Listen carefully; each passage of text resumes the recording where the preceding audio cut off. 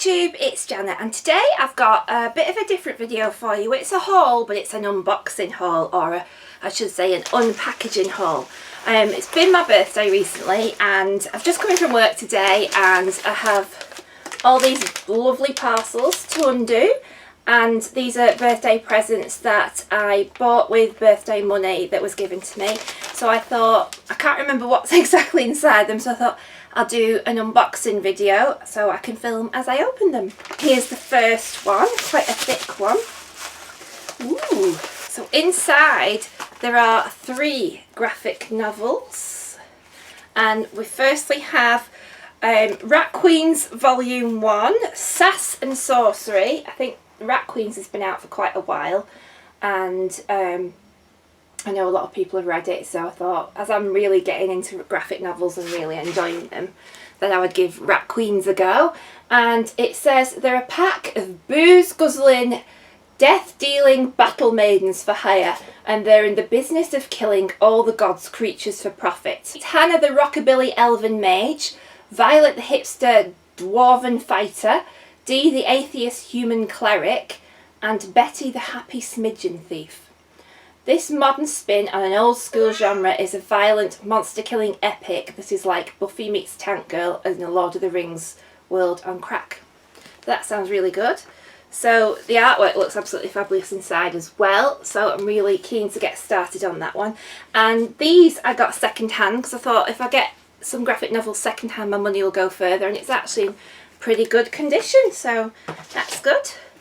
The next one I've got is Sunstone Volume 3. I am enjoying this series. I've just recently read Volume 2 and wanted to carry on with it.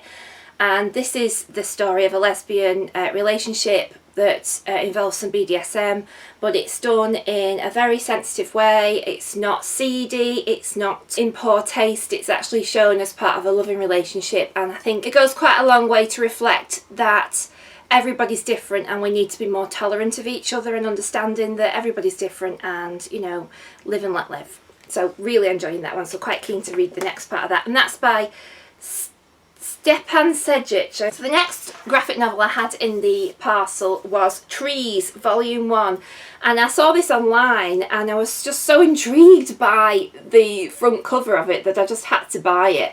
Again, this is a second-hand copy and it's in absolute pristine condition, and this says, and years after they landed all over the world and they did nothing, standing on the surface of the earth like trees, exerting their silent pressure on the world, as if there were no one here and nothing underfoot.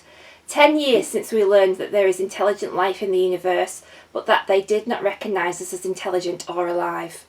Trees is a new science fiction novel by Warren Ellis. It looks at a near future world where life goes on in the shadows of the trees. In China, where a young painter arrives in the special cultural zone of a city under a tree. In Italy, where a young woman under the menacing protection of a fascist gang meets an old man who wants to teach her terrible skills. And Svalbard, where a research team is discovering by accident that the trees may not be dormant after all, and the awful threat they truly represent. So it's a bit like Days of the Triffids, I think, as well. And again, the artwork in this looks absolutely brilliant, so I'm really keen to read that one. Like I say, just looking at that front cover with the guy with sort of like, I don't know, little plants and weeds growing out of his head, just looks fabulous, so really keen for that one. The next one I got is a little small parcel, so we'll see what's in here. This is light bulbs.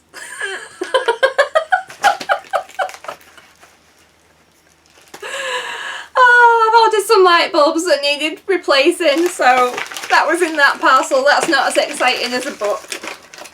The next one, which I'm definitely sure is a book, is because it says Book Depository on the back of the envelope, and this is Nailbiter Volume 2, and I've recently read the first Nailbiter volume as part of my spookathon and absolutely loved it. It was so good. This is by Joshua Williamson. It's the story of a town in Oregon called Buckaroo. I can never remember that place. where most of the most notorious serial killers originated from that town, and it takes place in the town and the investigation that's going on and the seedy kind of underbelly of the town and the strange things that are happening, and I absolutely loved it.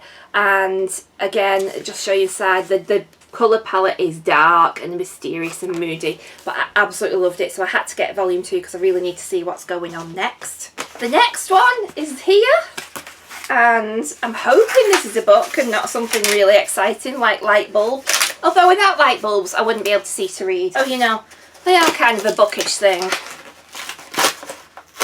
Again, we've got a nice little book depository bookmark that has come with it, so I like that.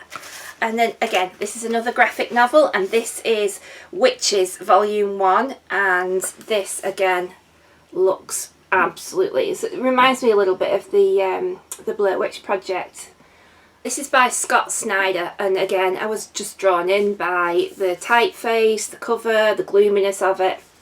And so this says, when the Rooks family moves to the remote town of Litchfield, New Hampshire, to escape a haunting trauma, they're hopeful about starting over, but something evil is waiting for them in the woods just beyond town, watching from the trees, ancient and hungry. So this sounds like a fabulous book for Halloween to read.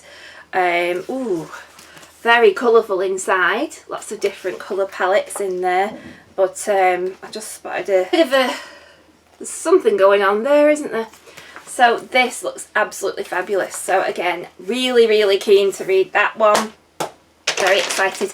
And the last one is here, and maybe this is a graphic novel as well, because they all seem to be of the same size. I didn't plan for this to be a graphic novel haul because I honestly didn't know what was in these parcels, as you can gather from when I opened the light bulbs. Let's see what's in here. And we have Volume 1 of Sweet Tooth, and again I got this second hand, so my money would go further. And this is by Jeff Lemire, who writes something else that I've read. I can't remember, but I remember I quite liked what he'd wrote before. And this I think has been around for a while. I think there's quite a few volumes of this one, but it just looked really good.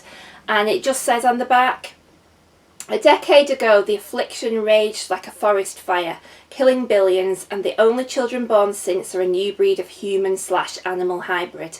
Gus is one of these endangered children, a boy with a sweet soul, a sweeter tooth, and the features of a deer. When vicious hunters descend on his isolated forest home,